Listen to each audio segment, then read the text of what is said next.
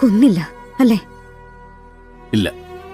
കൊല്ലുമെന്ന് ഉറപ്പ് പറഞ്ഞിട്ട് നിങ്ങൾ പറഞ്ഞത് വിശ്വസിച്ച് വീട് വിറ്റ് കാശുമായി കാത്തിരുന്നവളാ ഞാൻ. എന്നിട്ടിപ്പോ കൊല്ലാൻ പറ്റാഞ്ഞിട്ടല്ല, ശരിക്കൊന്ന് കുത്തിയിരുന്ന ക്ലോത്തായനെ.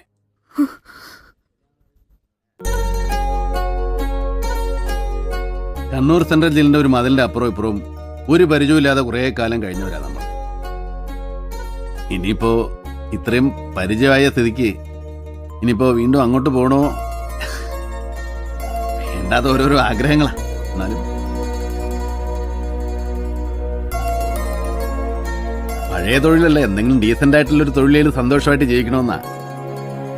കൂടെ ഉണ്ടായിരുന്ന ഒരു സുഖമാ.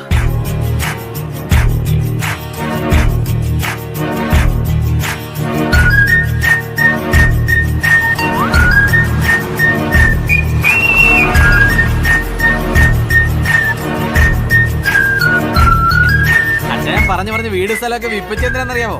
കാശിന് വേണ്ടിയൊന്നുമല്ല, ഇങ്ങനെ ഈ നാട്ടിൽ നിന്ന് തന്നെ പൊക്കിക്കൊണ്ട് പോകാനായിരുന്നു. ഒന്നും അറിയാത്തല്ലോ ഒരു സ്വഭാവി. Hello brother, brother. ആംബുലൻസ് നിർത്തുക. എന്നാന്ന് ഒരു സ്മോൾ കളിച്ചിട്ട് പോകാം. കളിച്ചാലോ? വേണ്ട, ദിവാകരൻ. ഓ, ഞാനത് മറന്നുപോയി.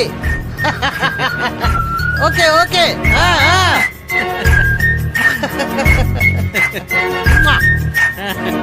പിന്നെ കൂടാ.